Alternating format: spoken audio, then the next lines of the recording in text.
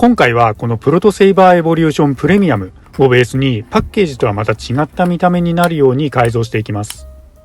このプレミアム版は以前にあったリアルミニ四駆シリーズのプロトセイバーと違って走行用のシャーシが使われているんですけど、今回この FMA シャーシですね、これに乗せ替えていきます。 FM 化といっても以前に作った V ソニックなんかと違ってボディを分割する必要がなくて、カウンターギアカバーなんかの関係で片方だけ穴が開いてたり盛り上がりがあったりするものなんですけど、そういうこともなくてリア側が左右対称なんですね。そういうところも FM 向きかなとは思うんですけど、コンデレ的には問題がないではないので、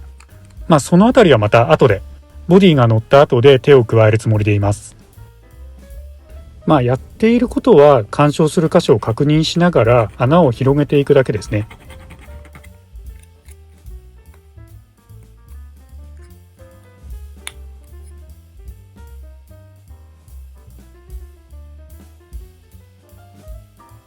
で、このボディなんですけど、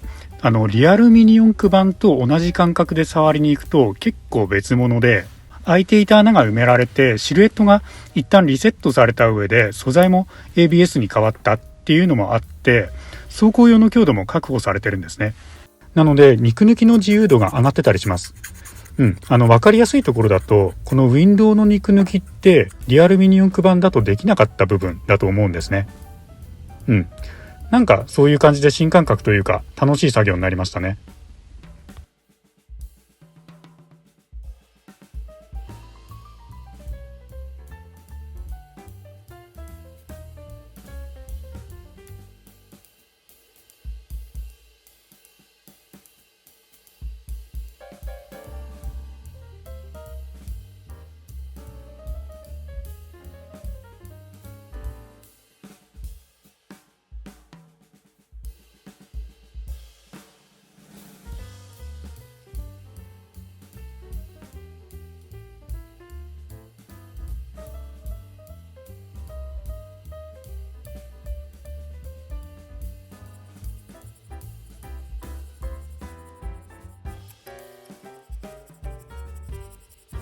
モーター周りは慎重に進めたおかげで結構綺麗な形で穴開けできたと思うので、やってみたいという方は目安にしてみてください。あとさっき左右対称だけど問題もあるって言ったところですね。それが今丸で囲った部分なんですけど、シャシとの隙間が目立つのでコンデレ的にはディテールを追加したいということで、このチャンネルでは時々登場するこういうリアルミニ四駆のパーツなんかあると便利ですね。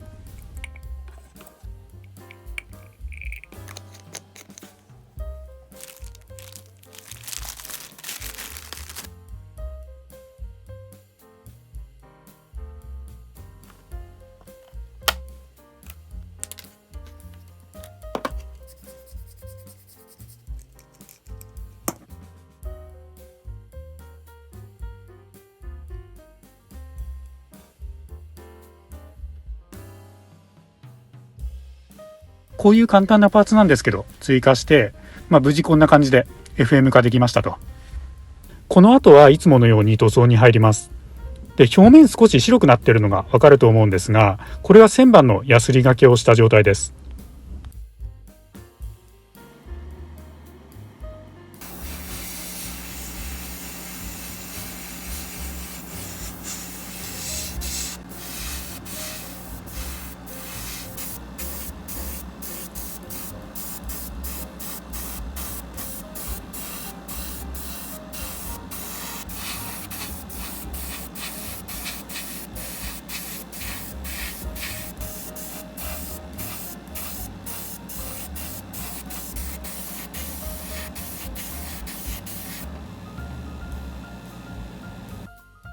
このミスターカラーのメタリックの希釈にはラピッド薄め液っていう、乾燥が早いタイプのものを使うようにしてます。塗装に関しては今後もおいおい解説をしていくつもりでいるんですが、このチャンネルで作っているミニ四駆って毎回何色も使って塗り分けています。で、ちょっとマスキング苦手だなとか、これからこういう塗り分けやってみようかなっていう方にまずやってみるといいんじゃないかと思うのが、本体色1色とウィンドウの2色の塗り分けで、これができるだけでマシンの印象を結構変えることができるので、まずは本体とウィンドウの2色からスタートしてみるといいと思います。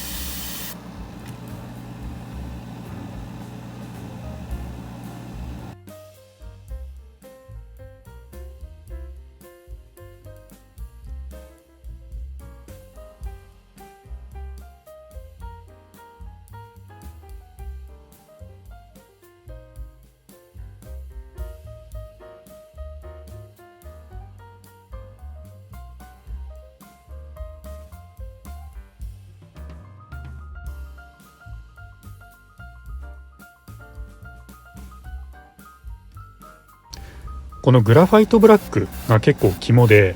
きめの細かいメタリックブラックなんですけど、他のミスターカラーのメタルブラックなんかと比べると落ち着いていて締まりますね。明るい色のタイヤを使いたい時に、こういう感じでホイールアーチを狙ってブラックを入れてやると、タイヤが綺麗に見えるっていう、そういうメリハリを出すための小技ですね。今回作業風景は省きましたが、このマスキングを外した後に細部の塗装とデカールの貼り付けを行ってます。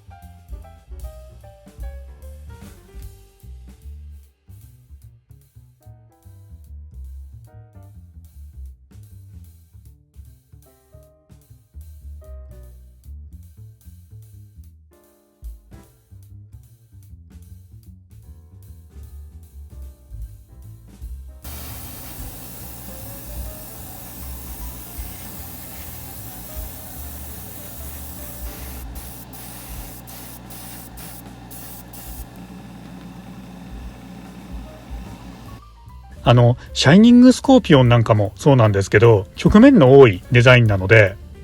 僕は基本この工程は紙ヤスリを使用していますが、スポンジヤスリも磨きの作業に使いやすいボディだと思います。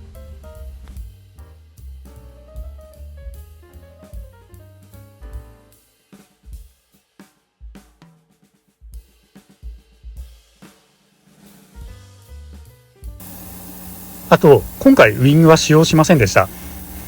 ただ実はプロトセイバーのウィングって平面で、しかも点面だけが外れるっていうパーツ構成なので、マスキングテープが貼りやすいんですね。なので塗装による文字入れがかなりしやすい部類になると思います。これもプロトセイバーの特徴で気の利いたところですね。スタイリングメッシュと同じ要領でポリカボディの端材も使用しました。貼り付けた時の強度やしなりを気にするならポリカで、専用の塗料が必要ない点で塗装する場合は透明のプラ板っていう感じで使い分けるようにしてます。